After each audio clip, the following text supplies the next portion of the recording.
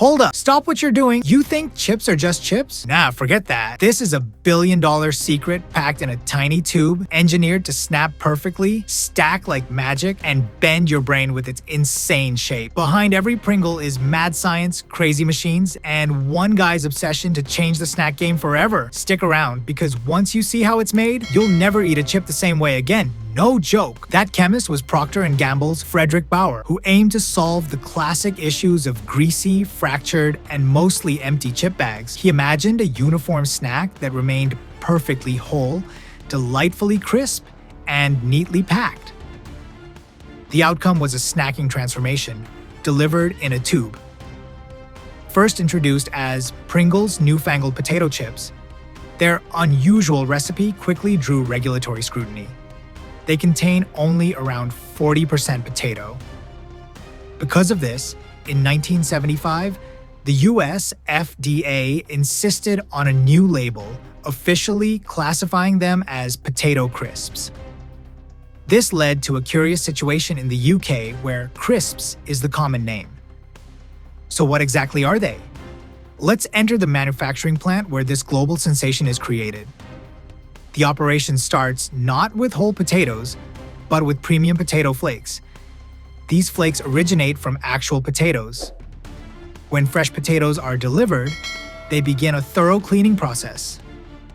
They first journey into a vigorous hydro wash tank, where churning water removes all soil and debris. Once perfectly clean, the potatoes enter a peeling drum. Inside, they rotate against a coarse, abrasive surface that effectively removes the skins. The bare potatoes then take a rapid, hot blanching dip. This key stage softens them for precise cutting and stops enzymes that could affect taste and color. What follows is a whirlwind of high-velocity blades. The potatoes are spun at tremendous speed within a large cylinder. At the top of their rotation, a sharp blade cuts them, and immediately another set of blades chops them into small, even cubes. This rapid cubing is essential for producing a uniform mash later. The cubes then move on a shaking conveyor to avoid sticking together, passing under inspection cameras that remove any defective pieces. To cook them, the cubes are dropped into boiling water for just 2 minutes. This par cooking stops them from becoming mushy in the subsequent, more aggressive stage, a massive steam cooker that subjects them to temperatures exceeding 340 degrees Fahrenheit. Now, the cooked cubes are ready for their next big change. Inside a huge industrial vessel, a strong metal arm mixes the potato cubes continuously, transforming them into a velvety, smooth paste. This is the base for every single crisp. The mash then goes through a dramatic change on a large heated drum dryer. As the drum turns, the mash is applied thinly and faced with intense heat, removing all moisture and producing a fragile, pliable sheet of dried potato material. This delicate sheet isn't ready yet. It's fed into a milling machine where sharp blades pulverize it into the fine, grainy potato flakes that form the heart of the famous dough. However, the formula requires additional components. In a sizable industrial mixer, the potato flakes are blended with a specific mix of water, cornstarch, rice flour, wheat starch, and stabilizers. This combination results in a dough that looks like moist, rough sand rather than typical bread dough. This special texture is crucial for the next steps. The dough is transported and distributed evenly by a screw conveyor, getting it ready for its initial forming.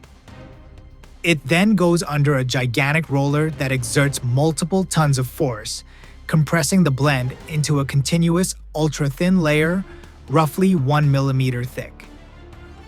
The following machine is where the legendary form emerges. A rotating cutter punches the thin layer into separate oval shapes. Plant staff have a cute nickname for these pre-fried pieces, doyles, a playful take on the term ovals. The excess dough matrix is smartly directed back to the mixer for reuse, guaranteeing minimal waste. The oval doils now begin their most important phase. They move toward the frying oil, but as they enter, a custom-shaped roller presses each one into its famous saddle contour. Scientists call this distinct form a hyperbolic paraboloid. They cook in hot oil for only about 11 seconds, which both locks in their unique shape and provides a golden, crispy finish. A gust of hot air comes right after, clearing off extra oil and cooling them down. Then, they pass under a flowing shower of seasoning. The range of taste is amazing, with more than 160 varieties worldwide. The facility consumes thousands of pounds of spices every day to cover everything from traditional sour cream and onion to exciting pizza tastes. Which one is your absolute favorite? Tell us down below. Owing to their curved design, the crisps automatically align into stacks as they travel on the conveyor, making the packing stage simpler. An attentive quality inspector monitors the line, discarding any damaged, imperfect, or poorly seasoned items. The impeccable stacks are then weighed, and a robotic spoon carefully directs them into the awaiting cans. At the closing station, a device applies the protective foil freshness membrane to the top. Then, a mechanical appendage fits the characteristic metal base, securely sealing the container to preserve the crispness. The plastic cap is already fitted on the opposite end. But before distribution, there's one last unique quality assessment. In a specialized room lit with red light, expert samplers conduct blind sensory tests.